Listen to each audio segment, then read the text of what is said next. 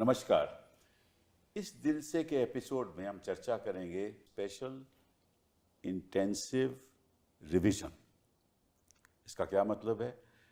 बिहार में चुनाव आने वाला है और इलेक्शन कमीशन ने ये तय किया है कि कई सालों से यहाँ बांग्लादेशी आ रहे हैं, नेपाल से लोग आ रहे हैं और जो हमारा इलेक्टोरल रोल है उसमें कई ऐसे लोग हैं जो नागरिक नहीं हैं। तो ये पता करना बड़ा ज़रूरी है और इसलिए हमें एक special intensive revision electoral roll की हम करेंगे।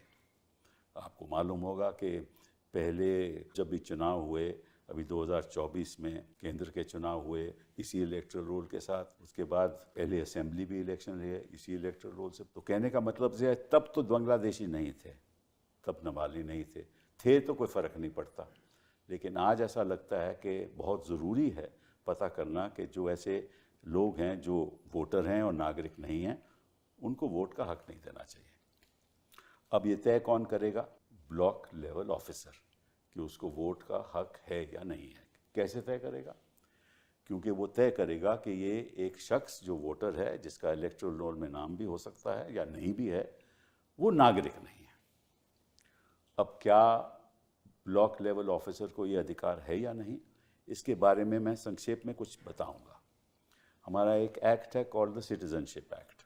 उस सिटीजनशिप एक्ट के अंतर्गत जो भी 1950 के बाद पैदा हुआ है वो इस देश का नागरिक है। और अगर कोई भी 1987 से लेकर 2003 तक पैदा हुआ है और उसके एक माँ या बाप नागरिक हैं देश के, तो वो भी नागरिक है। और अगर कोई 2004 के बाद पैदा हुआ है और उसके माता या पिता नागरिक हैं, लेकिन माता या पिता, अगर माता नागरिक है तो पिता अगर इलीगल इमिग्रेंट नहीं है तो वो भी एक नागरिक है। अब ये तो सिटीजन एक्ट में लिखा हुआ है। अब जो नागरिक होता है उसका जो दर्जा है वो कौन देता है? केंद्र सरकार, हमारी स्टेट, कोई राज्य सरकार तो नहीं देती। मैं नागरिक हूँ या कोई और नागरिक है, वो केंद्र सरकार तय करेगी। और केंद्र सरकार नागरिक का दर्जा भी देती है और नागरिक का दर्जा वापस भी ले सकती है। कैसे? अगर मैं हिंदुस्तान का नागरिक हूँ और मैं किसी और देश का नागरिक बन जाऊँ तो निश्चित रूप से मुझे अपनी नागरिकता रद्द करनी होगी। वो सरकार करती है, वो स्टेट करती है। तो स्टेट नागरिकता देती भी है और वापस लेती भी है। क्या ये हक जो केंद्र सरकार को है, स्टेट को है, क्या ये हक एक नागरिक जो इलेक्टोरल रोल में उसका नाम शामिल है, जो नहीं भी शामिल है, क्या ये हक एक BLO ले सकता है? ये एक मामला है। दूसरा कि इतनी जल्दबाजी क्यों? अब बिहार का चुनाव तो नवंबर में होगा ही होगा, उससे पहले होना पड़ेगा और उससे पहले एक नोटिफिकेशन इशू होगी। और जैसे ही नोटिफिकेशन इशू हो जाए तो निश्चित रूप से कोई कोर्ट जा ही नहीं सकता। तो इतनी जल्दबाजी क्यों बिहार के लिए? और तीसरी बात है कि ये जो एक नीति बनाई हुई है जिसके अंतर्गत लोगों को इन्यूमरेशन फॉर्म भरने हैं, उसमें कैसे भरेंगे, ये भी एक बहुत बड़ा मामला है, क्योंकि लोगों को मालूम ही नहीं है कि क्या फॉर्म में क्या भरना है, क्या नहीं भरना। तो चुनाव आयोग कहता है कि एक फॉर्म होगा, उस फॉर्म को आपको भरना होगा। और अगर 2003 में आपका इलेक्टोरल रोल में आपका नाम है, फॉर्म फिर भी आपको भरना है। और अगर आपका नाम नहीं है तो फॉर्म भरना है और फॉर्म भर के उसमें बताना है कि आपके पास बर्थ सर्टिफिकेट है या नहीं। चाहे आपके पास आधार कार्ड हो, आपके पास राशन कार्ड हो, आपके पास एपिक कार्ड हो जो इलेक्शन कमीशन देती है, उसका कोई महत्व नहीं है। तो ये सब बातों पे हम चर्चा करेंगे दो ऐसे लोगों से जो जानते हैं। एक तो जानता है कि ज़मीनी क्या हो रहा है और दूसरा जानता है, क्योंकि वो इलेक्शन कमिश्नर खुद रहे, कि इलेक्शन कमीशन का क्या ये हक है या नहीं है, किस तरह से इसको करना चाहिए। तो लवासा साहब, thank you very much for being here. Lavasa साहब, आपने MPhil मद्रास से किया, MBA साउथ ऑस्ट्रेलियन यूनिवर्सिटी से किया, 1980 के आप IAS के बैच हो, आप केंद्र सरकार में सचिव रह चुके हो, एनवायरनमेंट मिनिस्ट्री में, सिविल एविएशन में फिनेंस सेक्रेटरी रह चुके हो। फिर उसके बाद आप इलेक्शन कमिश्नर बने 2018 से 20 तक, और फिर आपने रिज़ाइन कर दिया और उसके बाद फिर आप ADB में चले गए और वहाँ आपने 2023 तक ADB के साथ काम किया और फिर आप हमारे साथ आज खड़े हैं। Thank you very much for being here. Yogendra ji, आपका क्या मतलब, क्या आप तो मतलब कि सेफोलॉजिस्ट भी हो, पॉलिटिकल साइंटिस्ट भी हो, सबसे अच्छी बात है आप JNU से पढ़े हुए हो और 2004 से लेकर 2016 तक आप senior fellow of centre for studies of development society के सीनियर फेलो रहे, और आपने NCERT में जो किताबें लिखी गई उसमें भी आपका बड़ा योगदान रहा। फिर आपने तय किया कि अब पॉलिटिक्स तो करना चाहिए क्योंकि देश में सुधार लाना चाहिए ना, तो आपने ज्वाइन कर लिया। फिर आप जरा नाराज़ हो गए, फिर आपने छोड़ दिया। उसके बाद अब अपना स्वराज इंडिया, स्वराज अभियान चला रहे हो। आपने बहुत खूब लड़ाई लड़ी हमारे कृषि के क्षेत्र में, जब आपने एग्रीकल्चरलिस्ट का साथ दिया, और आप रोज़ाना लिखते भी रहते हैं, हम पढ़ते भी रहते हैं, और आपको ख़ास तौर पे काफ़ी जानकारी है बिहार के बारे में। तो thank you very much for being here. Lavasa साहब, आपसे शुरू करता हूँ मैं कि ये क्यों हो रहा है, ये इलेक्शन कमीशन क्यों कर रही है? देखिए, इलेक्शन कमीशन का इख्तियार है कि वो इलेक्टरल रोल रिवीजन करती हैं। अलग अलग किस्म के रोल्स रिवाइज होते हैं। बट स्पेशल जी, ऐसा कोई रिवीजन है, कोई प्रावधान है? नहीं, ये नॉमेनक्लेचर आपको एक्ट में, रेगुलेशन में नहीं मिलेगा। स्पेशल इंटेंसिव रिवीजन, लेकिन इंटेंसिव रिवीजन, समरी रिवीजन ये होते रहते हैं। और इनफैक्ट मैंडेटरी भी है कि जब किसी स्टेट में या चुनाव होने वाला है तो उसके पहले वो करते हैं। और ये आज से नहीं, ये हमेशा से एक प्रणाली चली आ रही है। जो इंटेंसिव रिवीजन वाली आपने बात कही है, जैसे बिहार में इलेक्शन कमीशन के ऑर्डर खुद कहता है कि पिछला जो इंटेंसिव रिवीजन था वो 2003 में हुआ था, और ऐसा माना गया है इलेक्शन कमीशन में कि धीरे धीरे जैसे कंप्यूटराइजेशन ऑफ रिकॉर्ड हुआ, डिजिटाइजेशन ऑफ रिकॉर्ड्स हुआ, तो बार बार इस इलेक्टोरल रोल को रिवाइज करने की ज़रूरत भी है या नहीं, इसके ऊपर भी विचार कई बार इलेक्शन कमीशन में हुआ है। लेकिन ये जो इलेक्टोरल रोल रिवीजन की जो इस बार प्रक्रिया शुरू की गई है, इसमें जैसा आपने कहा कि 3 मुख्य मुद्दे, वो कोर्ट ने भी इन्हीं मुद्दों को आइडेंटिफाई किया कि इख्तियार है आपका, प्रणाली क्या है, और समय ठीक है या नहीं। बिल्कुल बिल्कुल। तो इसमें देखिए, जो नागरिकता का मुद्दा आपने उठाया है, तो अब फॉर्चुनेटली या अनफॉर्चुनेटली हमारे देश में सिटीजनशिप एक्ट के तहत कोई एक सिंगल डॉक्यूमेंट किसी सिटीजन को नहीं दिया जाता। करेक्ट वो है, लेकिन ये बात आज की नहीं है, ये बात शुरू से यही सिस्टम है। और आर्टिकल 326 भी कॉन्स्टिट्यूशन में था, जिसमें कहा था कि भारत का नागरिक ही वोट दे सकता है, बशर्ते कि वो 18 साल का हो और किसी और वजह से। नागरिकता तय कौन करता है? This is the point.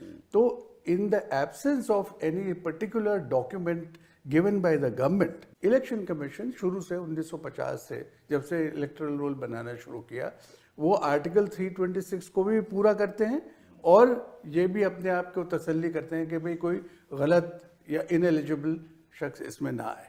उन्होंने अपनी एक प्रणाली बना रखी है, जिसके तहत शुरू में 18 करोड़ वोटर्स थे, आज 99 करोड़ वोटर्स हो गए। तो ये जो नया सिस्टम इस बार शुरू किया है, ये अनप्रेसिडेंटेड है। अच्छा, अनप्रेसिडेंटेड क्यों? इस वजह से क्योंकि जो नागरिकता का प्रमाण देने वाली बात है, ये पहले किसी रोल में नहीं मांगी गई।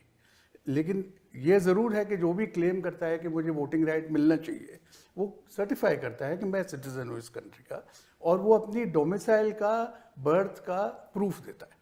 वो कैसे प्रूफ देगा अगर वो है ही नहीं उसके पास? क्योंकि अभी जो इन्होंने 11 डॉक्यूमेंट लगाए जो हैं, ऑर्डिनरी प्रोसेस है उसकी बात कर रहा हूँ। अगर आप कभी भी शुरू से देखें, जब वोटर अपने आप को रजिस्टर कराने जाता है, इवन आज भी अगर कोई नया वोटर बनना चाहता है, तो इलेक्शन कमीशन ने कहा है कि भाई ये फॉर्म है, ये भर दीजिए, ये डॉक्यूमेंट्स है, ये इनमें से कोई डॉक्यूमेंट दे दीजिए जिससे ये पता चले कि आप वहाँ रहते हैं, और उसके बाद में एक फिजिकल वेरिफिकेशन का प्रोसेस है। तो मेरा कहने का मतलब ये है कि चाहे कोई नया वोटर बनना चाहे ऑन गोइंग सिस्टम में, क्योंकि जैसा आपको पता है आजकल तो साल भर आप वोटर बन सकते हैं, क्योंकि 4 कट ऑफ डेट बनी है, पहले 1 होती थी। करेक्ट।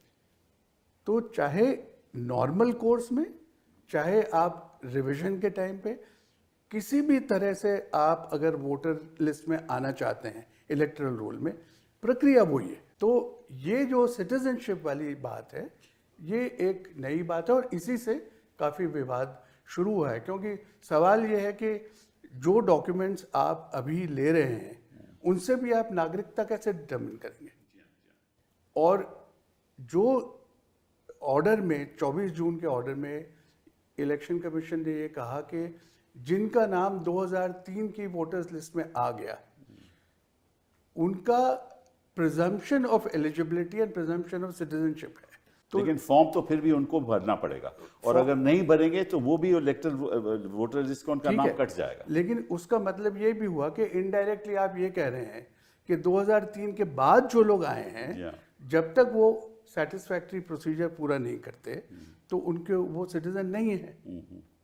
तो this is what has created all the controversy. Yogendra, ये बताओ कि अगर ब्लॉक लेवल ऑफिसर चाहे कि और कहे किसी मतदाता को कि भैया आप अभी वोटर लिस्ट में नहीं हो लेकिन आप हिंदुस्तान के नागरिक नहीं हो, तो उसको प्रूव करना पड़ेगा ना। आप इजाज़त दें तो मैं लवासा साहब की बात में थोड़ा ऐड करते हुए शुरू करूंगा। लवासा साहब ने कहा अनप्रेसिडेंटेड है, अभूतपूर्व है। 3 मायने में अभूतपूर्व है। देखिए, पढ़ के इसलिए कि हमारे ऑडियंस को जरा समझ आ जाए। पहले जब मैंने अखबार में पढ़ा मुझे भी लगा ठीक है यार, रिवाइज कर रहे हैं, थोड़ा ज़्यादा सघन तरीके से रिवाइज कर रहे हैं, अच्छी बात है, फ़ायदा ही होगा, इत्यादि इत्यादि। फिर जब मैंने ऑर्डर देखा तो मेरा माथा ठनका। नंबर 1, ये रिवीजन नहीं है, ये कोरे कागज पर नए सिरे से वोटर लिस्ट बन रही है। ऐसा कभी नहीं हुआ, 2003 में भी नहीं हुआ। ये बार बार कहते हैं 2003 में इंटेंसिव रिवीजन हुआ था। मैंने कोई उस ज़माने में इलेक्शन कमीशन में थे जिन्होंने प्राइवेटली मुझसे बात की, उन्होंने देखो 2003 में हमने कोई कोरे कागज़ पे नई लिस्ट बनाई थी, कंप्यूटराइजेशन जस्ट हुआ था, हम कंफर्म करना चाहते थे। तो हमने BLO नहीं होते थे उस ज़माने में, हमने ऑफिशियल्स को भेजा कि तुम कंप्यूटराइज प्रिंट आउट लेके जाओ, नीचे वाली लाइन खाली होगी, चेक करके दोबारा नोट कर लो, कोई मिस्टेक तो नहीं है। कोरे कागज़ पे नहीं लिखा गया था। पहली बार कोरे कागज पर इलेक्शन वोटर लिस्ट बन रही है। पहली बार चुनाव से 3 महीना पहले बन रही है। 2003 में नहीं हुआ था। पहली बार ओनस शिफ्ट हो गया। ये बहुत महत्वपूर्ण बात है जिस पे मैं कहना चाहता हूँ। आज तक हिंदुस्तान में, देखिए हम अमेरिका नहीं है, अमेरिका और हमारे सिस्टम में फंडामेंटल डिफरेंस है। अमेरिका में ये है कि तुम्हारी जिम्मेवारी है, अपना वोट डालो, रजिस्ट्रेशन करवाओ, नहीं करवाया तो ठन ठन गोपाल, नहीं मिलेगा तुम्हें। इसलिए अमेरिका में पिछले साल मैंने चेक किया, सिर्फ 74% लोग जो 18 साल से ज़्यादा उम्र के थे वो वोटर लिस्ट पे थे। अमेरिका में 1/4 लोग वोटर लिस्ट पे ही नहीं होते। हमारा सिस्टम अलग है। हमारे सिस्टम में सरकार की, इलेक्शन कमीशन की जिम्मेवारी है कि घर घर जाए, सबका नाम एनरोल करे। हमारे यहाँ पिछली बार 96% लोग थे वोटर लिस्ट पे, इतना फर्क है। पहली बार इस देश की हिस्ट्री में इलेक्शन कमीशन जिम्मेवारी वोटर के कंधे पे डाल रहा है। तुम अर्जी दो तो तुम्हारा होगा, नहीं दोगे तो नहीं होगा। लवासा साहब ठीक कह रहे हैं। अगर बनी हुई वोटर लिस्ट में मान लीजिए मैं कल चंडीगढ़ चला जाऊं, मेरे को चंडीगढ़ में नाम डलवाना है तो मैं अर्जी दूंगा। लेकिन नॉर्मली अगर मैं वहां रहता हूं, मैं अर्जी नहीं देता, कोई मेरे घर आता है और मेरा नाम लिखता है। पहली बार हिंदुस्तान के इतिहास में ओनस शिफ्ट कर दिया गया है।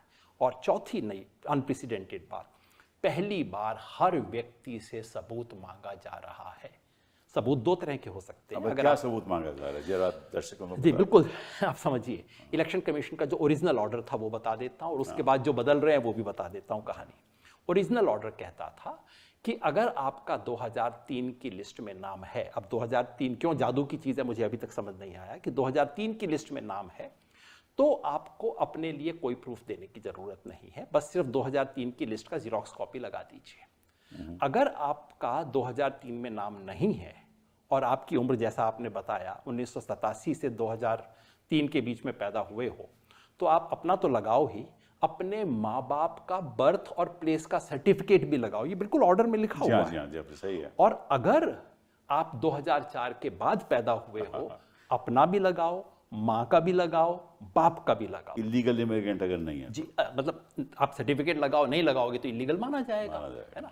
अब ये 3 चीजें मांगी, 3 तरह की कैटेगरी मांगी। अब रियलिटी में क्या हुआ, जब हुआ मैं तो पहले दिन मैंने कह दिया, देखना अभी नोटबंदी वाला खेल होगा, क्योंकि हो तो सकता नहीं, आप भी जानते हैं। ये तो वोट बंदी है ना, ये मैंने नोटबंदी कहा थोड़ी नहीं। इस वोट बंदी में नोटबंदी वाला खेल होगा कि अब देखना हर तीसरे दिन सर्कुलर आएगा इसको बदलने के लिए। लेकिन मैं गलत निकला साहब।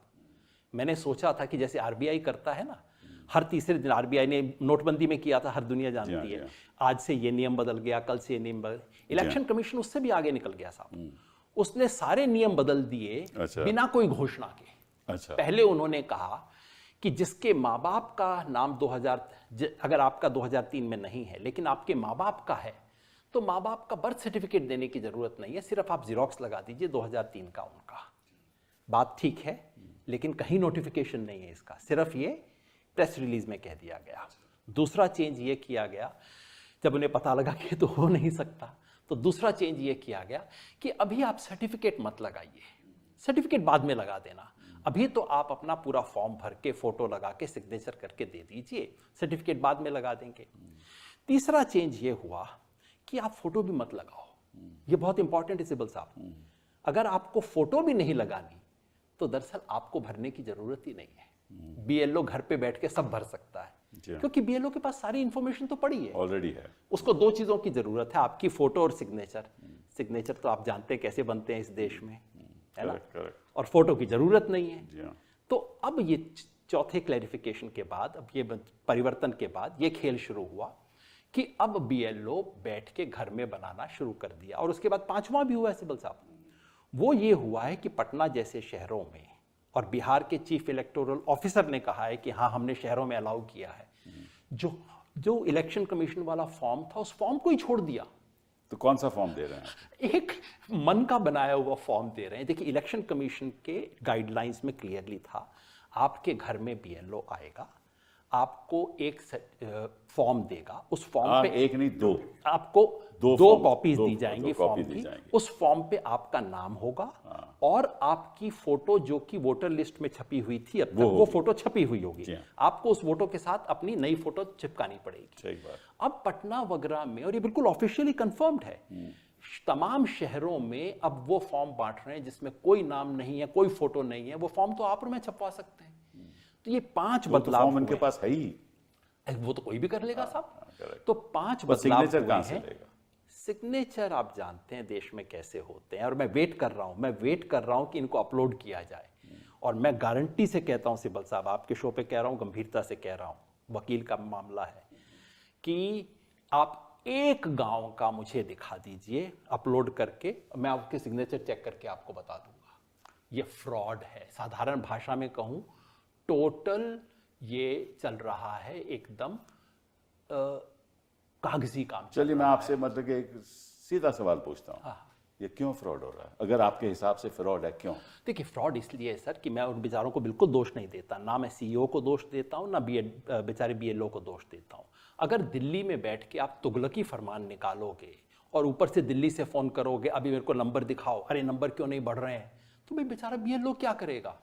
आपने देखा होगा इंडियन एक्सप्रेस में रिपोर्ट छपी है, बीएलओ का मकसद होता है ना, इनका मकसद मंशा क्या है? ये बताइए ना इस बात। आप राजनीति पे सवाल पूछ रहे हैं, आप भी राजनीति में, मैं भी राजनीति में। क्यों नहीं? देखिए, महाराष्ट्र में और बाकी स्टेट्स में वोटर लिस्ट में हेराफेरी हुई, लेकिन वो परचून की हेराफेरी थी, पीछे के दरवाजे से हेराफेरी हुई, बढ़ा दी गई वोटें, वोट बढ़ी, किसी को पता नहीं लगा, ऑपोजिशन को भी पता नहीं लगा, रिजल्ट आने के बाद उन्हें पता लगा, पिछले दरवाजे से कर दिया। फिर उसके बाद ऑपोजिशन ने खूब शोर मचाया कि ये तो फ्रॉड हो रहा है। आप लोकसभा इलेक्शन और विधानसभा इलेक्शन के बीच में लगभग 50 लाख से ज्यादा वोट बदल गए, है ना। 40 नेट 40 थे, लेकिन मान लो 48 लाख बढ़े और 9 लाख कटे, मतलब कुल 56-7 लाख का हेराफेरी हो गई। ऑपोजिशन ने पंगा उठाया, बिहार पे अब अलर्ट हो गए। तो अब पिछले दरवाजे की चोरी तो हो गई है मुश्किल, तो उसका क्या तरीका है? अब आप फ्रंट डोर से कीजिए। ये फ्रंट डोर से वोटर लिस्ट पे कब्जा करने और चुनाव की चोरी करने का खेल है। अब आप कहेंगे ये खेल तो बीजेपी का होगा, बेचारा इलेक्शन कमीशन कहां से आ गया इसके बीच में? लवासा साहब, मैं कुछ नहीं कहता, मैं तो कोई भी व्यक्ति कहेगा, और ये बात टीवी के ऊपर लोग कहते हैं इलेक्शन कमीशन की स्वतंत्रता। मैं तो इतना ही कहूंगा कि जो भी है वो जीतना चाहते हैं चुनाव।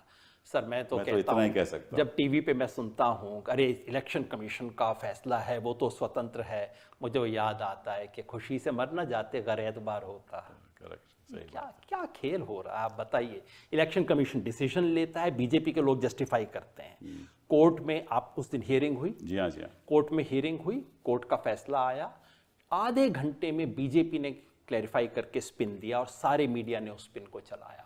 ये हो क्या रहा है इस देश के अंदर? अभी आते वक्त मैं एक चुटकुला पढ़ रहा था, खराब है लेकिन इजाजत दीजिएगा। वो चुटकुला कहता है कि इलेक्शन कमीशन ने बीजेपी के साथ कोएलिशन नहीं किया है, ये बिल्कुल अफवाह है। इलेक्शन कमीशन ने तय किया है कि हम बाहर से सपोर्ट करेंगे।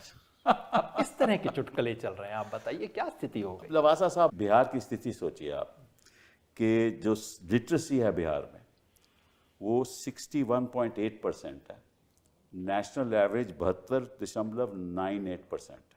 मतलब कि लोग वहाँ पढ़े लिखे नहीं हैं। पहली बात तो ये, वहाँ लोएस्ट पर कैपिटा इनकम है, कमाई लोएस्ट है पर कैपिटा। वहाँ 88% लोग देहात में रहते हैं, 88% लोग देहात में रहते हैं, और 9.3 मिलियन लोग, मतलब कि लगभग 1 करोड़ लोग माइग्रेंट हैं, मतलब कि गुजरात में जाए गए या कहीं और मिले नौकरी के लिए। और 38 में से 28 ऐसे डिस्ट्रिक्ट हैं जो मॉनसून के टाइम में, बारिश के टाइम में वो फ्लड हो जाते हैं। इस स्थिति में मैं आपसे पूछना चाहता हूँ, एज एन आप इलेक्शन कमिश्नर रहे हैं, इस स्थिति में आप बताइए, कोई 1 करोड़ लोग जो माइग्रेंट है उसको क्या पता कि बिहार में क्या होने वाला है, कौन सा फॉर्म उसको फिल करना है। अगर वो नौकरी कर रहा है कहीं, उसका जो एम्प्लॉयर है वो कहेगा कि मैं आपको छुट्टी नहीं देता, क्योंकि उसको आकर फिल करना है। फिर ये कहते हैं हम फिजिकल वेरिफिकेशन करेंगे, मतलब कि उसके घर जाकर ये तय करेंगे कि वही आदमी है कि नहीं, फिर उसको दोबारा आना पड़ेगा। इतने गरीब लोग हैं जब बाहर जाते हैं कमाई के लिए, वो दोबारा आएंगे कहाँ से? जो फ्लड हो रहे हैं वहाँ लोग कहाँ से ये दस्तावेज देंगे? तो ये मतलब कि ये सबको मालूम है कि लाखों लोगों के पास बर्थ सर्टिफिकेट नहीं है, लेकिन ये आधार को नहीं मानते, ये एपिक कार्ड को नहीं मानते, ये राशन कार्ड को नहीं मानते।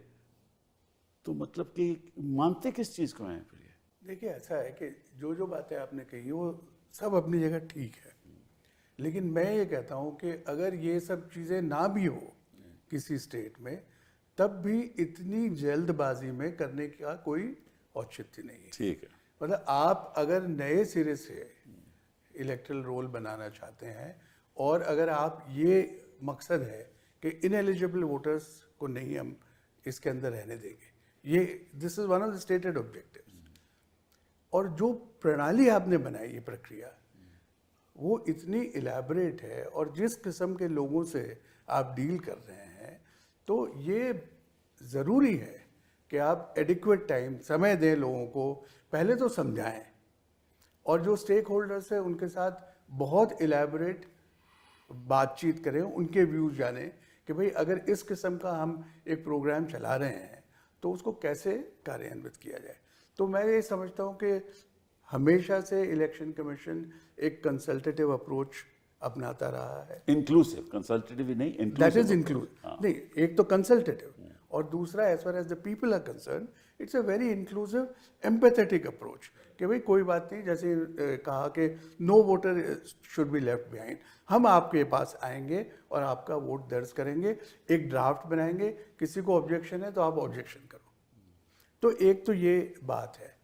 दूसरी बात जो हमने पहले भी कर ली, टाइमिंग, कि ये क्या ज़रूरी है कि अब जब 4 महीने रह गए या 3 महीने रह गए इलेक्शन के, तो इस वक्त इसको करना क्यों ज़रूरी है, जब जनवरी इस साल में एक रिवाइज्ड इलेक्टोरल रोल छपा है। पिछले साल जनरल इलेक्शन हुआ है, और जो 2003 के बाद 5 जनरल इलेक्शन लोकसभा के और 5 असेंबली इलेक्शन इसी वोटर लिस्ट से बने, इन वोटर लिस्ट में, और जैसा मैंने कहा प्रक्रिया तो सारी वो की वही है।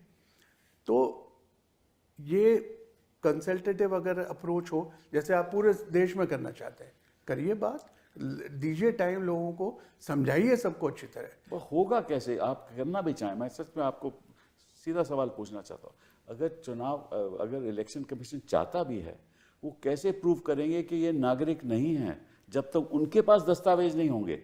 आप चाहें भी, सारे देश में करवाना चाहें, मैं कहता हूं कि साहब मैं यहाँ पैदा हुआ, मेरे पास बर्थ सर्टिफिकेट नहीं है, लेकिन मैं यहाँ पैदा हुआ, लेकिन वो कहेंगे साहब बट आप तो बांग्लादेश से आए, तो अगर कहेंगे बांग्लादेश से आए तो उनको बताना पड़ेगा ना कैसे बांग्लादेश से। मैं आपसे यही अर्ज कर रहा हूँ कि ये ऐसा एक पहले भी तो राष्ट्रीय स्तर पे कैसे करेंगे? असम में ये प्रक्रिया चल चुकी है, जी हाँ। वहां पे एक डी लिस्ट बनाई गई थी डाउटफुल वोटर्स जी की। हाँ, जी हाँ। तो उस वक्त भी यही हुआ था कि जिसके ऊपर भी थोड़ा संशय है, आपको संदेह है, उसका नाम डाउटफुल वोटर लिस्ट में चला जाएगा।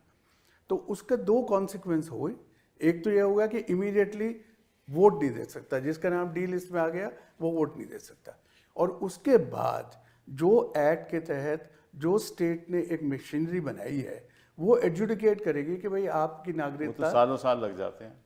नहीं लग जाते हैं, आज तक पता ही नहीं है कि कितने लोगों का 6 साल एडजुडिकेशन लगे। हुआ है। हाँ, और उसके बाद भी इनकन्क्लूसिव है। तो अभी भी मुझे नहीं लगता कि पब्लिक डोमेन में ये इंफॉर्मेशन अवेलेबल है कि इतने लोग डी लिस्ट में आए थे और इतने लोगों का फैसला हो चुका है, इतने लोग वापस एडमिट किए जा चुके हैं। सो मेरा कहने का मतलब ये है कि अगर आप डाउट के बेसिस पे किसी को निकालते हैं तो वो है आपका इख्तियार, because even in the existing rules and regulations अगर कोई ऑब्जेक्शन करता है कि भाई ये इसकी नागरिकता वैध नहीं है तो उसको पहले तो वो दस्तावेज प्रूफ देने देगा, पड़ेंगे ना, हाँ। पहले तो वो प्रूफ देगा। बिल्कुल। और अगर जो भी ईआरओ है उसको लगता है कि हाँ भाई ये जो डॉक्यूमेंट दिया गया है ये वाकई सस्पिशन रेज करता है, तो वो उसको रेफर कर देगा एमएचओ को कि भाई आप डिसाइड करो, बिकॉज इलेक्शन कमीशन नहीं डिसाइड तो करता। इतनी जल्दी डिसाइड कैसे होगा, क्योंकि वो तो केंद्र सरकार करने पड़े। मैं वही अर्ज कर रहा हूँ। आप ये देखिए कि जब इलेक्शंस के टाइम पे जो आप नॉमिनेशन फॉर्म भरते हैं कैंडिडेट्स, जी हाँ। या जो इनकम टैक्स रिटर्न या जो भी कुछ दस्तावेज देते हैं, the returning officer does not adjudicate on the veracity of that. That's correct. वो कहता है भाई ठीक है आपने डॉक्यूमेंट दिया है, we rely on you. Anybody wants to object can file objections, उसके बाद हियरिंग होती है। जो ये एक प्रिजम्पशन अटैच होता है हमेशा कि भाई आप कर रहे हो, आप अपनी जिम्मेदारी पे कर रहे हो, और ख़ास तौर से नागरिकता का इशू जिसके अंदर कोई है ही नहीं डॉक्यूमेंट। जी हाँ, जी हाँ। तो वो मैं क्या दूंगा आपको सही डॉक्यूमेंट? बात। जितने भी बाकी डॉक्यूमेंट है ये आपका रेसिडेंस या डेट ऑफ बर्थ दिखा सकते हैं, डोमिसाइल दिखा सकते जी हाँ, जी हाँ। बट डेट ऑफ बर्थ तो निकाल सकते हैं, लेकिन प्रूफ कैसे करोगे? सर्टिफिकेट कहाँ से लाओगे? हैं। नहीं, मैं वही कह रहा हूँ ना, नहीं है लोगों के पास।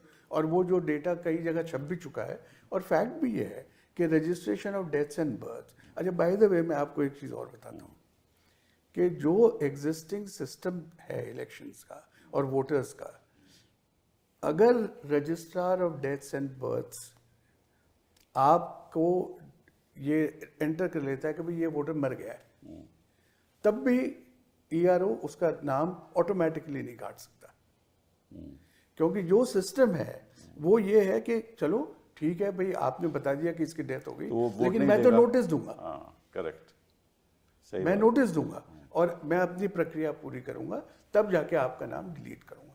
तो सिस्टम पूरा ऐसा बना हुआ है कि डिलीशन मुश्किल हो। और एक बात और भी जो अप्रिशिएट करनी चाहिए, और इलेक्शन कमीशन का रवैया है ये, जैसे डुप्लीकेट वोटर्स का बहुत जी हाँ, जी। मसला उठता है करेक्ट। कि अब ये एक वोटर की जिम्मेदारी इलेक्टर की कि वो एक जगह से ज़्यादा एनरोल ना करे। जी हाँ। फिर भी इलेक्शन कमीशन एक ये रवैया अपनाता है कि कोई बात नहीं, अगर even if it is an offence, मुझे नहीं लगता कि आज तक किसी के खिलाफ कोई केस दर्ज किया है कि आपने दो जगह अपना नाम जी हाँ, रखा हुआ जी है, हाँ, जी हाँ। क्योंकि इलेक्शन कमीशन ये कहता है कि भाई वोट देने तो एक जगह ही आओगे, बिल्कुल सही। तब हम ब्लॉक कर लेंगे आपको। जी हाँ। तो ये जो एटीट्यूड रहा है इंक्लूसिव, वो हमेशा से रहा है, और इसी वजह से it has earn the credibility. Yogendra ji, मैं समझ लीजिए मेरा इलेक्टरल रोल पे 2003 पे मेरा नाम है, मैं माइग्रेंट हूँ, यहाँ फ्लड आ गए तो मैं वहाँ रहता हूँ, मुझे फॉर्म तो फिर भी फिल करना है। एब्सोल्युटली, हर एक को। अच्छा, अगर मैंने फॉर्म नहीं फिल किया, मेरे एम्प्लॉयर ने कहा कि सर मैं नहीं जा सकता, तो मेरा वोटर नाम, मैं वोट नहीं दे पाऊंगा। आप इलेक्शन कमीशन को ठीक से समझ नहीं रहे हैं सबल साहब। देखिए इलेक्शन हम कमीशन तो ने कई कहा सालों है, से कोशिश कर रहा हूँ मैं। नहीं नहीं, आप नहीं समझते ना। देखो इलेक्शन कमीशन कह रहा है कि हर दिहाड़ी का मजदूर जो कि दिल्ली बम्बई में काम करता है, जो यहाँ पे गेट पे खड़ा होकर चौकीदारी करता है, जो मशीनरी का काम करता है, वो साथ में लैपटॉप तो रखता ही होगा अपने साथ। हाँ, जरूर। तो आप लैपटॉप से डाउनलोड कर लीजिए, इलेक्शन कमीशन ने दिया है। correct, तो हर दिहाड़ी का मजदूर अपने लैपटॉप से डाउनलोड कर लेगा और उसके बाद उसमें अपने फोटो, अपने सारे डॉक्यूमेंट्स को अपलोड भी कर देगा। अब ये बताइए, ये बात आपको समझ नहीं आती? इलेक्शन कमीशन कह रहा है, मैं नहीं कह रहा। ये सब इनके प्रोविजंस हैं। आप ये किस दुनिया में रहते हैं ये लोग? विकसित भारत हो चुका है, आप किस दुनिया में रह रहे हो? जी, मेरे को सब आपने बताया बिहार में आधे से ज्यादा जिलों में बाढ़ आती है, और बिहार की बाढ़ का इन दिल्ली वालों को समझ है कि बिहार की बाढ़ का मतलब क्या होता है? आपके घर पे पानी नहीं बहता, गांव के गांव चले जाते हैं। बिल्कुल, बिल्कुल। उस बिहार में आप बारिश के मौसम में 1 महीने में चमत्कार करवाना चाहते हो? मैं तो हैरान हूँ चिब्बल साहब। और ये जो चुनाव आयोग के कंसल्टेटिव, हमारे नए चुनाव आयुक्त आए, उन्होंने कहा साहब आई बिलीव इन कंसल्टेशन, और उन्होंने लिस्ट जारी कर दी कि हमने 4000 कंसल्टेशन कर लिए हैं। अगर आपको उसमें नहीं बुलाया तो आपकी कमजोरी है। 4000 कंसल्टेशन हो चुके हैं इस देश में। और उसके बाद पार्टी के लीडर्स से, टॉप लीडर्स से 1-to-1 उन्होंने मुलाकात भी की। ये सब मई के महीने के एंड तक हो गया। एक भी कंसल्टेशन में इतने बड़े विचार का जिक्र भी नहीं हुआ कि पूरे देश में हमें वोटर लिस्ट को इंटेंसिवली रिवाइज करना है। हमारे मुख्य चुनाव आयुक्त साहब ने 30 मई को, यानी कि जस्ट 24 दिन पहले, एक मीडिया में खबर है कि वो इस देश के चुनाव में बेहतरीन रिफॉर्म करने वाले हैं और 21 नए इनिशिएटिव लेने वाले हैं, 21। उस 21 की लिस्ट में इसका जिक्र नहीं है।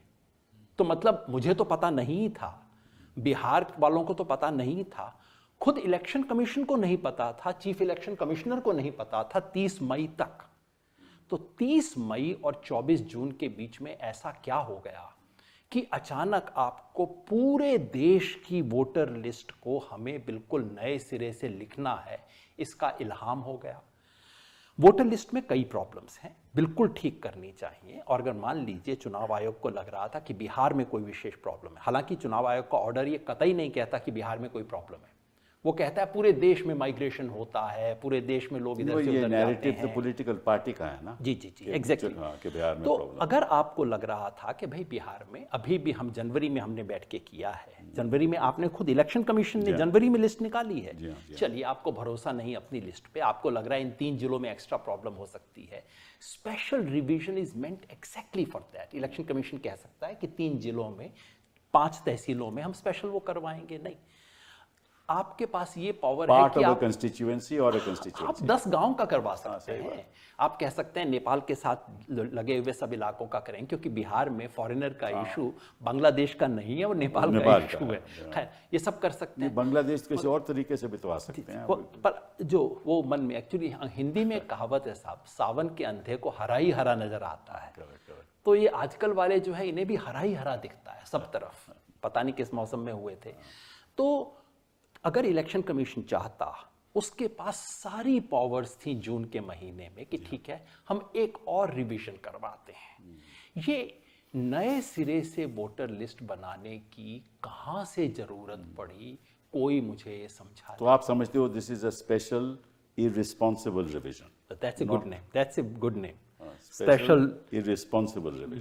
जी। विद नो रिस्पांसिबिलिटी ये काम हो रहा है। हाँ, और देखिए सर, आप देखिए सर, 24 तारीख की शाम को दिल्ली से फरमान जारी होता है, 4 हफ्ते में इसको लागू करना है। अगले दिन सुबह से बिहार में शुरू हो जाएगा। जी हाँ। कभी सुना आपने ये?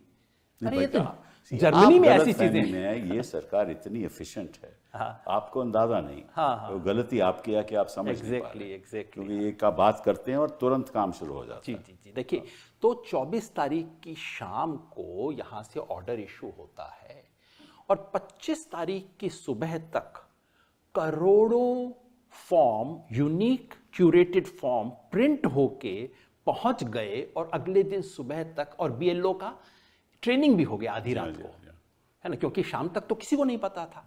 तो बीएलओ का ट्रेनिंग भी हो गया। इंसिडेंटली बिहार के 1 लाख बीएलओ में से 20,000 आज की तारीख में भी अपॉइंट नहीं हुए। ये भी बात सही। बीएलओ है नहीं, पर बेचारों का ट्रेनिंग भी हो गया, फॉर्म भी छप गए और अगले दिन एक फोटो छप गया कि हाँ जी बिहार में शुरू हो गया। मतलब ये कर क्या रहे हैं, किस अच्छा, देश में रहते हैं? बिहार में लगभग 7.9 करोड़ लोग हैं ना। जी जी जी। उसमें से जो 2003 की वोटर लिस्ट में थे वो लगभग 4.96 हैं, ठीक है ना, करोड़ लोग, ठीक है ना। और उनका नाम वोटर लिस्ट पे था। उनमें से कई की मृत्यु हो गई होगी, कई चले गए होंगे, तो वो तो रिवाइज करते हैं। लेकिन वो जो प्रक्रिया है वो तो चलती रहती है, क्योंकि जनवरी 1 में वोटर लिस्ट बनती है, अगले जनवरी में फिर उसकी रिवीजन होती है। तो रिवीजन 2003 तक आज तक हो रही है। एब्सोल्युटली हो रही है ना। दैट मीन्स सालों साल वो रिवीजन होती है। तो आज के दिन वोटर लिस्ट है वो विद रिवीजन है। जी। देखिए तो फिर दिक्कत क्या है? अगर खुद चुनाव आयोग ने वो रिवीजन किया है तो आज दिक्कत क्या है? फिर मतलब अगर ये सवाल उठता है। क्यों लवासा साहब? देखिए, मैं 2-3 और चीजें भी आपसे कहना चाहता हूँ कि अब जैसे लेटेस्ट स्टेटमेंट ये है कि 6 करोड़ 60 लाख के करीब फॉर्म्स जी जमा हाँ, हो गए। जी हाँ। लेकिन अभी भी इस चीज़ की क्लैरिटी नहीं है, 2 चीज़ों की। एक तो ये है कि उसके अंदर इंस्ट्रक्शंस में ये लिखा हुआ है कि BLO विल रिकमेंड। तो रिकमेंड का मतलब रिजेक्शन भी रिकमेंड कर सकता है और अफर्मेटिव रिकमेंडेशन भी सकता है। अगर फॉर्म के साथ डॉक्यूमेंट्स नहीं है तो मैं क्या रिकमेंड करूँगा, कैसे रिकमेंड करूँगा? एक चीज़। दूसरी चीज़ ये है कि अगर जितने लोगों ने फॉर्म जमा किए और दस्तावेज नहीं दिए, तो अब से लेके या 1 अगस्त से लेके आइंदा 30 अगस्त तक उनको वो दस्तावेज देने हैं या नहीं देने हैं। अगर देने हैं तब तो we are where we were earlier, और अगर नहीं देने तो ERO कैसे फैसला करेगा कि भाई whether you fulfil the necessary conditions और नॉट। तो बिना दस्तावेज के तो वो फैसला कर ही नहीं सकता, तो दस्तावेज तो देने पड़ेंगे। तो अब फिर वो रिंग में रोल फिर से शुरू होगा। और रही बात ये कि भाई अब सुप्रीम कोर्ट ने कहा है कि 3 को और कंसिडर करिए, तो चलिए अगर वो कंसिडर भी करते हैं, लेकिन मुझे ये लगता है कि इसके अंदर जो बेसिक इश्यूज हैं वो 2 हैं। एक तो ये है कि आप किस आधार पर ये कहते हैं कि 2 क्लास ऑफ इलेक्टर्स हैं, 2003 से पहले, 2003 के बाद, वो सिटीजन माने जाएंगे, आपको दस्तावेज देने पड़ेंगे। और फिर जो 2003 के बाद के जो वोटर्स हैं, इलेक्टर्स हैं, उनमें आप फिर एक 3 डिविजन्स कर देते हैं, 87 से पहले, 87 से 2004, 2004 के बाद। तो क्या ये सिस्टम हमेशा जारी रहेगा? ये प्रिजम्पशन ऑफ सिटीजनशिप क्या ये जारी रहेगा बाकी केसेस में भी? I think these are fundamental questions and you are a legal person. वो तो खैर हम कोर्ट में बहस करेंगे, वो तो अलग बात है। लेकिन आपसे मैं एक और बात पूछना चाहता हूँ कि ये जो दस्तावेज मांग रहे हैं, ये कहते हैं या तो आप अपनी आइडेंटिटी कार्ड दीजिए, पेंशन पेमेंट ऑर्डर, वो तो लगभग 20 लाख लोग हैं सारे बिहार में, सरकारी कर्मचारी के पास होता है। सरकारी कर्मचारी। पेंशनर भी जोड़ फिर दीजिए, कहती है कि आप गवर्नमेंट ऑफ इंडिया का कोई डॉक्यूमेंट दीजिए, जो सर्टिफिकेट दीजिए। नहीं सर, पूरा नहीं, गवर्नमेंट ऑफ इंडिया का ऐसा सर्टिफिकेट दीजिए जो कि 1987 से पहले इशू हुआ। हाँ, बिल्कुल बिल्कुल। आप अपनी जेब में लेके चलते हैं 1 जुलाई 1987। आपने आर्काइव खोल रखी है 87 से पहले का सर्टिफिकेट। फिर आप बर्थ सर्टिफिकेट दीजिए issued by an authority. Bihar में 2.8% लोगों के 7 लाख लोगों के बर्थ रजिस्टर हुए हैं फ्रॉम 2007 टू 2025। रजिस्टर होने से भी आपको सर्टिफिकेट नहीं मिलता। हाँ, रजिस्टर तो सरकार के दफ्तर में। बिल्कुल बिल्कुल। इसको नेशनल फैमिली हेल्थ सर्वे ने चेक किया था बिटवीन 2001 एंड 2005, जो कि रेलेवेंट पीरियड है हमारे लिए। उसमें सिर्फ 2.8% लोगों के पास बर्थ सर्टिफिकेट था। उस कैटेगरी में ना आप हैं, ना मैं हूं, ना पॉसिबली आप हैं। फिर कहते हैं या तो पासपोर्ट हो, 2.4% लोगों के पास पासपोर्ट है, 2.4 या मेट्रिकुलेशन सर्टिफिकेट हो, ग्रेजुएशन सर्टिफिकेट हो। तो इसमें तो कितने ही ड्रॉप आउट्स होते हैं। मैं तो मंत्री भी रहा हूँ, मतलब कि सैकड़ों लोग ड्रॉप आउट कर जाते हैं। ले दे के देखिए, ले दे के एक ही सर्टिफिकेट सबसे बड़ा है, वो है मैट्रिक वाला। इसके बारे में वैसे तो लोगों ने 14-15% का आंकड़ा दिया है, मेरे ख्याल से वो ठीक नहीं है। वो बिहार के एक सर्वे से है, वो ठीक नहीं है। अगर हम 20 से 40 उम्र वालों को देखें, क्योंकि 40 से ज़्यादा वालों का तो 2003 में ऑटोमेटिकली नाम आ जाएगा, तो मैं बिल्कुल प्रिसाइज देखने की कोशिश कर रहा हूँ। 20 से 40 साल की उम्र वालों में ये 40% के करीब है। ठीक है, 40 मैंने मान लिया। और ये देखिए इस 40 में आपका पासपोर्ट भी आ गया, करेक्ट, उसमें आपका बाकी लोग सरकारी भी नौकरी भी आ गई, जी हाँ। उसमें कास्ट सर्टिफिकेट भी आ गया, क्योंकि बिना मैट्रिक वाला कास्ट सर्टिफिकेट लेने जाएगा ही नहीं। सही बात। तो सारे आपके कवर हो गए, बाकी 60% का क्या होगा? फिर forest right certificate sir forest right 1.6% आदिवासी को मिलता है। बिहार में आदिवासियों की पॉपुलेशन 1.3% है, That's right. और बिहार में आज तक केवल 913 केसेस में पट्टा दिया गया है, 913 आउट ऑफ 8 करोड़। फिर ओबीसी, एससी एंड एसटी, इसका भी एस्टिमेट हो चुका है जी। बिहार में एसटी का तो कोई मतलब ही नहीं है। बिल्कुल। ओबीसी एसटी में अप्रोक्सीमेटली 38% के करेक्ट, पास है, एंड एससी में अपर कास्ट 20% के पास है, अपर कास्ट 16%। अति सर ओबीसी में 16 है। तो टोटल तीनों को मिला दें तो टोटल बिहार का 16% है। बिहार में टोटल 16% के पास कास्ट सर्टिफिकेट है, और जैसे मैंने कहा कास्ट सर्टिफिकेट वही लेगा जिसने मैट्रिक की होगी, नहीं तो कोई लेगा ही क्यों।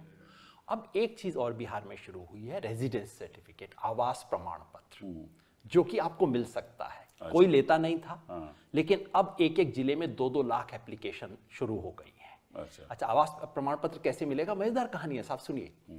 आवास प्रमाण पत्र आपको क्या दिखा के मिलेगा? आधार कार्ड। अच्छा, तो आधार कार्ड दिखा के आप आवास प्रमाण पत्र ले आइए, वो वैलिड है, पर आप आधार कार्ड दिखाएंगे तो इनवैलिड है। अब देखिए, I mean what farce the whole thing is. तो फिर बट सिंपल साहब, एक again because you are a legal person, तो क्या ये माना जाए कि जो इलेक्टोरल रोल में आ गए after this, they are deemed to be citizens and no question can be raised about them? नहीं, not at all. Then The why prob- are the we? problem is the following, कि ये हक केवल as I said to you सरकार, केंद्र सरकार का है। ये कोई राज्य सरकार तो इसको क्वेश्चन कर नहीं सकती, ना इलेक्शन कमीशन क्वेश्चन कर सकती। कोर्ट ने साफ कहा कि ठीक भाई है। आपका काम नहीं है, आप क्यों कर रहे हो?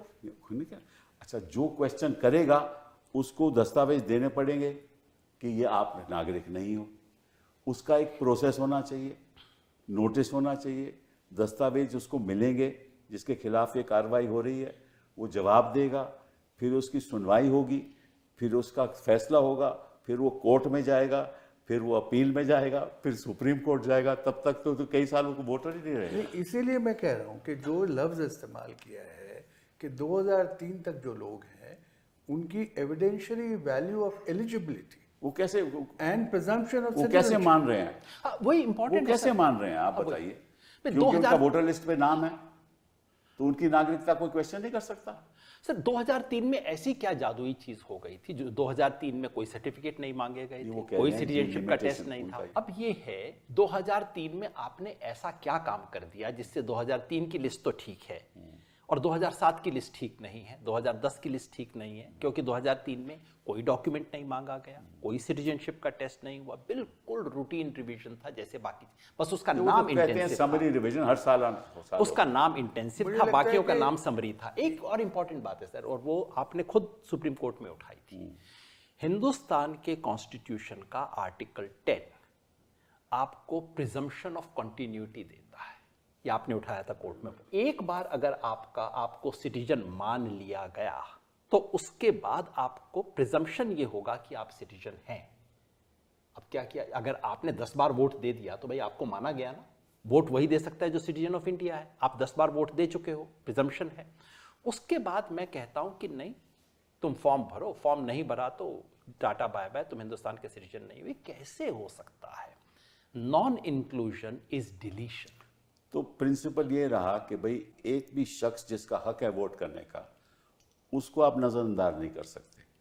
अगर जिसका हक नहीं है वो आप दस्तावेज दे के प्रूव करिए कि उसको हक नहीं है। यही बात जस्टिस बागची ने मुझे तो दरअसल नहीं कही लगता थी। कि कोई भी ये कह रहा है कि नॉन सिटीजन को वोटिंग राइट मिलनी चाहिए। Nobody is कोई saying नहीं कह रहा नहीं मिलने चाहिए, लेकिन इसका मतलब नहीं कि जो सिटीजन है उसके भी वोट आप छीन लो, उसका भी हक छीन लो। जो व्यक्ति 24 जून 2025 को जिसका नाम वोटर लिस्ट में था और अगर उसका नाम 1 अगस्त की ड्राफ्ट इलेक्टोरल रोल्स में नहीं आता तो ये खुल्लम खुल्ला हिंदुस्तान के संविधान का उल्लंघन है। नहीं आएगा। आपको उस व्यक्ति को डिलीशन का नोटिस देना पड़ेगा, आपको लंबी कार्रवाई करनी पड़ेगी। कैसे होगा? योगेंद्र जी वो नोटिस नहीं देंगे, फिर आप कहेंगे कि साहब ऐसे आपने नोटिस नहीं दिया, तब तक चुनाव हो जाएगा, सरकारें बन जाएंगी। यही खेल है सारा, यही खेल है। वो जो कहते हैं ना बस अब धूल में लठ मार दो, इतनी धूल उड़ेगी, जब तक धूल सेटल होगी तब तक काम निपट लेगा। करेक्ट है ना? किस तरीके से ये काम हो रहा है, इसलिए हो रहा है कि जो लोगों का हक नहीं है वोट देने का, उनको शंका है कि ऐसे करोड़ों लोग हैं जिनको हक नहीं है, और इसलिए हम नहीं चाहते कि वो यहाँ वोट करें। एक छोटी सी बात आपसे दोनों से पूछना चाहता हूँ, जो ख़ास तौर पे माइनॉरिटी के लोग हैं, वो तो फॉर्म भरने में भी डरेंगे कि अगर हमने भर दिया तो कहेगा ये तो हिंदुस्तान का नागरिक नहीं है, तो भरेंगे ही नहीं।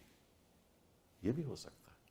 लोग डरते हैं ना कि भाई मैं कई सालों से रह रहा हूँ, कल को ये ना कहें कि मैं नेपाल से आया या मैं बांग्लादेश से आया।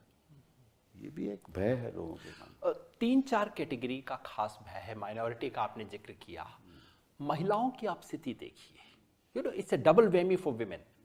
एक तो मैट्रिक, क्योंकि ले दे के खेल मैट्रिक का है, मैट्रिक में बिहार में औरतें पुरुषों से 12-15% पीछे हैं। नंबर 2, औरत से कहा जा रहा है, जिस औरत का नाम 2003 की लिस्ट में था, 18, 19, 20 साल की थी, शादी हो गई, इधर आ गई, उससे कहा जा रहा है तुम साबित करो कि तुम्हारा 2003 की लिस्ट में नाम था। जो उसके बाद है उससे कहा जा रहा है कि तुम ये साबित करो कि तुम्हारे माँ बाप का नाम था। वो कहती है मैं सास ससुर का सर्टिफिकेट दे दूंगी, कहते हैं ना मायके से तुम ये लेके आओ कि तुम्हारे माँ बाप का नाम 2003 में था। तो औरतों के खिलाफ है, माइग्रेंट लेबर का तो आपने जिक्र किया है, उन सब के खिलाफ है। तो ये ले दे के हिंदुस्तान के इतिहास में डिसएनफ्रेंचाइजमेंट की सबसे बड़ी मुहिम है। एंड सिब्बल साहब, this is exactly what happened in the US in the 19th century. क्योंकि कानून ये बन गया था कि आपको ब्लैक लोगों को वोट तो देना पड़ेगा, पर वोट कोई देने नहीं चाहता था। तो क्या किया? एजुकेशन क्वालिफिकेशन, प्रॉपर्टी क्वालिफिकेशन, ये डॉक्यूमेंट लाओ, वो डॉक्यूमेंट। पूरी दुनिया में डिसएनफ्रेंचाइज करने का फॉर्मूला ही यही है कि डॉक्यूमेंट लाओ। वही खेल हो रहा है। इसलिए मेरा अर्ज है, बिहार में तो देखिए ये हो नहीं सकती एक्सरसाइज। बिहार में तो ले दे के कुछ रिलीफ मिलेगा ही, क्योंकि इस तरह का ये फर्जीवाड़ा जो चल रहा है तो रोकना ही पड़ेगा कहीं ना कहीं। लेकिन मामला सिर्फ बिहार का नहीं है, नहीं, मामला ये तो पूरे देश का है। और इस एक्सरसाइज को एनल करना होगा, क्योंकि अगर नहीं होती तो हिंदुस्तान में यूनिवर्सल फिर चुनाव में हिस्सा लेने का मतलब ही क्या है लवासा साहब, ये तभी मैं बताओ। अब तो फिर तो राजनीतिक दलों को कहना चाहिए ठीक है आप ऐसा ही करना चाहते हो तो कर लीजिए। ऑनेस्टली मैं तो ये कहना चाहूंगा दलों को। तभी मैं ये कह रहा था कि इस प्रक्रिया में इतनी पेचीदगी है कि जब तक आप लोगों से सलाह मशवरा करें तब आपको ये सारी चीज़ें समझ में आएगी, और तब आप समय देके इस चीज़ को करिए। क्योंकि उद्देश्य तो आपका जो आपने कहा है वो ठीक है, मैं समझता हूँ कि ये चीज़ हो ही नहीं सकती। आप समय दो भी, आप कैसे करोगे? एक चीज़ मैं और कहना चाहूँगा, लवासा मैं एक छोटा सा डिसएग्रीमेंट कहूँ, आप अनुमति दें तो। अगर आपके पास 4 साल भी हैं तब भी आप ये मत कीजिए, क्योंकि इसमें 2 प्रिंसिपल मेरी प्रॉब्लम है। आप ओनस वोटर पे नहीं डाल सकते। नहीं, मैं ये नहीं कह रहा। देखिए, जो पर्पस इन्होंने लिखा है उसके अंदर, उसमें एक पर्पस लिखा है कि इनएलिजिबल वोटर को निकालना है। ये वाली बात नहीं लिखी है कि फलाने जगह में कोई माइग्रेंट आ गए हैं, ये सब नहीं लिखा हुआ। मैं तो ये कहता हूँ कि अगर आपके पास ये इनपुट है कि कहीं किसी डिस्ट्रिक्ट के अंदर बहुत ज़्यादा इलीगल लोग आए हुए हैं, आप करिए उसको डिक्लेयर। वो तो इलेक्टरल लो से कोई ताल्लुक नहीं, वो इन्फॉर्मेशन तो इंडिपेंडेंट है। दिस इज नहीं, but even if election commission gets this input कि जी फलाना इलेक्टरल रोल बुरी तरह से इन्फिल्ट्रेट हो चुका है, नहीं, but even that there has to be some there has to be some input, credible and some information, basis, and then you have to do it in consultation with the people. वो भी एक व्यक्ति centric होगा ना। But एक चीज मैं कहना ये तो नहीं कह सकता कि सारे इस डिस्ट्रिक्ट में सारे ही कुछ बैठे हैं कि देखिए, all said and done, election commission has been in existence for 74 years. Not in this form. No, in whatever form. And if this form did not exist earlier, who knows, this form will change again. So that's not the point. The institution, I think, it has performed very well. Yes. And ये जो हम कह रहे हैं ना, बड़े मुश्किल जो टास्क है वो भी इलेक्शन कमीशन करवाता है with the support of the government machinery. तो उनका ट्रैक रिकॉर्ड जो है वो अच्छा रहा है, और हमको उम्मीद यही करनी चाहिए कि they will adopt an empathetic and practical approach. ये उम्मीद हम इसी पे मैं एक छोटा सा बात कह के ख़त्म करूं अपनी तरफ से। एक ज़माना था लवासा साहब, मैं दुनिया में जाके हिंदुस्तान की इलेक्टोरल प्रोसेस की डंका बजाता था। मैं अमेरिका में जाके मैंने कहा, ये जब फ्लोरिडा वाला हो गया था उनका 2004, जी, हाँ। मैंने कहा भैया जरा हिंदुस्तान आ जाओ, हमारे इलेक्शन कमीशन से कुछ सीख लो। जब 2002 में इलेक्शन कमीशन ने अपनी 50th एनिवर्सरी किया था, बड़ा सेलिब्रेशन, एक्चुअली उन्होंने मुझे बुलाया और कहा कि हम नहीं बताएंगे इलेक्शन कमीशन के बारे में, तुम बताओ। दुनिया भर के इलेक्शन कमिश्नर्स को बुलाया गया था, मैंने उनके सामने बताया था हिंदुस्तान का इलेक्शन कमीशन क्या चीज़ है। आज मेरा सर शर्म से झुक जाता है, मजाक बना दिया इन लोगों ने इतनी महान इंस्टीट्यूशन का। लेकिन जैसा आप कहते हैं ये दिन भी गुजरेंगे। कौन इंस्टीट्यूशन का मजाक नहीं बनाया, ये सच कह रहे हैं आप, सच कह रहे हैं। स्थिति तो ये है हिंदुस्तान की। सच भी चलिए, वी ऑल होप कि भाई कुछ ना कुछ इससे अच्छा निकलेगा और कोर्ट इसको बारीकी से देखेगी और फिर कोई ना सुबह कोई होगी। नतीजा पहुंचेगा। बहुत बहुत धन्यवाद आपका। Thank you.